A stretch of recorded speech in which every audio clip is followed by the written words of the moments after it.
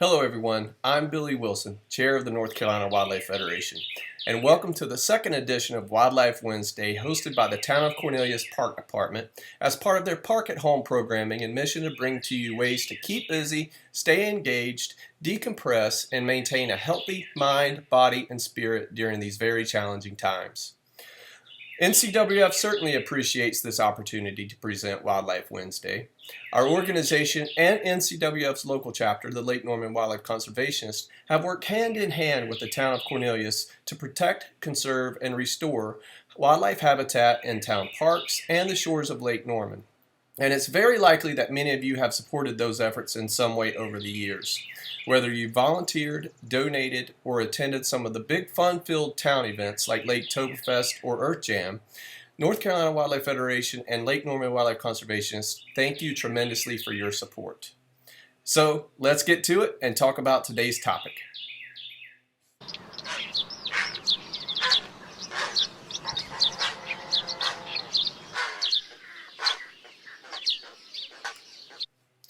No, that was not the sound of a dinosaur you just heard. That was the call of the great blue heron. Great blue herons are a favorite of many nature enthusiasts as they are very intriguing to watch and photogenic. Great blue herons can be found throughout the year all over North America. Now, the migration patterns of the great blue heron in North Carolina are extremely variable. Some birds travel to the Gulf states or South America for the winter. Others fly just 1 or 2 states south. The remainder stay here throughout the year. Especially given our moderate climate, the great blue heron is an increasingly common sight year-round throughout North Carolina, including the Lake Norman area. These impressive birds are waders, typically seen along coastlines, in marshes, or near the shores of ponds, lakes, or streams. They are expert fishers, and their long legs help them get deep enough to scope out what's going on underneath the water surface. Great blue herons will eat nearly anything within striking distance, including fish, amphibians, reptiles, small mammals, insects, and even other birds. Once captured, you'll often see them shaking their prey. Now, if you've ever seen a great blue heron in action, you know it's obviously not a "hey, how you doing" type of handshake. It's actually to break or relax the spines of their prey, especially sharp ones like a large fish, before they gulp them down. Great blue herons are hunting machines. Great blue herons are colonial waterfowl, meaning that they nest in colonies called heronries or rookeries. Nests are usually found 30 to 70 feet high in trees near the water. Both the male and the female share in the nest building and caring for the young. Males usually start returning to the nesting areas in early February to claim their space in the rookery. 2 to 3 weeks later, the females arrive and monogamous pair bonds are established for the season. Nest building can be observed from early April to early March. A male will gather sticks and present them to the female, who takes the sticks and adds them to the nest, strengthening the pair bond. After the foundation of the nest is established, the interior is lined with twigs, moss, and pine needles. After courtship and mating, the female heron lays 3 to 7 eggs over a period of a few days. Both parents help incubate the eggs for approximately 28 days. Hatching occurs over the span of a few days, typically in late April or early May. May and June are busy months at the heronries when the adult birds can be observed bringing food to the growing nestlings. The young herons fledge after 56 to 60 days, usually by early July.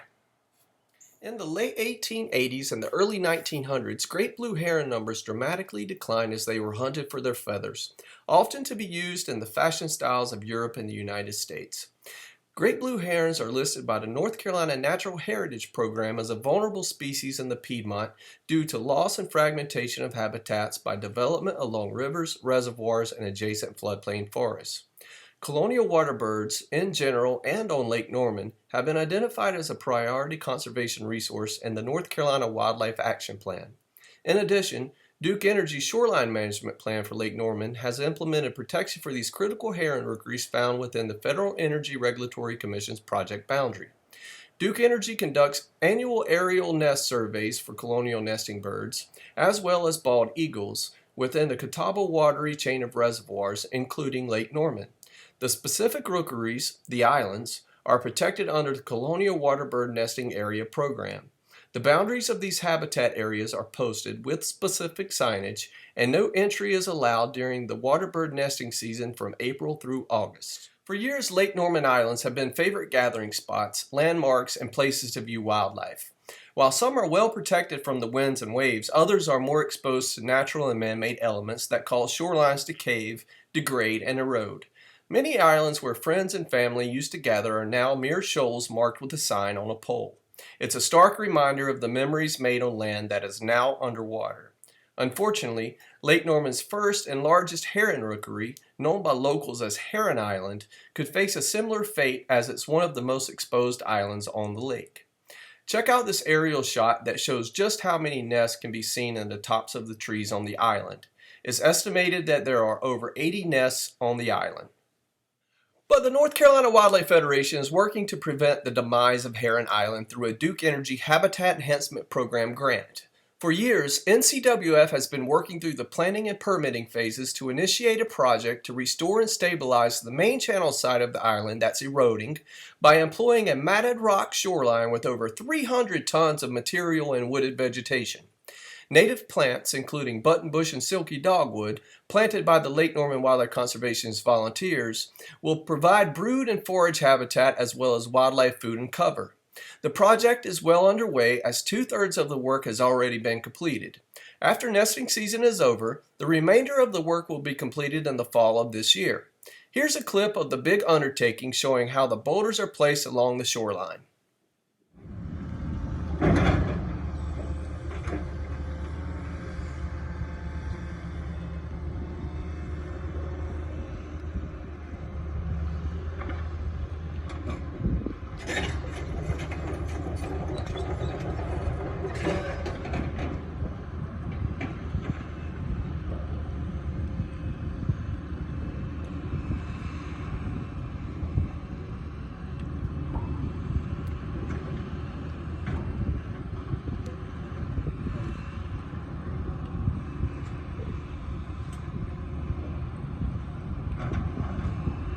I think you'll all agree that the Heron Island project is a very big undertaking. So we want to make sure that we thank all the people and the organizations involved with making it happen. First, thank you to Duke Energy and the Habitat Enhancement Program for the grant funding. Thank you to the Lake Norman Wildlife Conservationists and the volunteers who worked so hard to get the buttonbushes and the silky dogwoods in the ground. Thank you to Lancaster Dock, who so meticulously contoured the shoreline and placed the boulders and made sure that everything was done just right. And I forgot to mention that the Heron Cam will be back online very soon, and our Osprey Cam is already online with 3 eggs in the nest. So you don't want to miss any of the upcoming action. You can tune into both of those cams at ncwf.org and lnwc.org.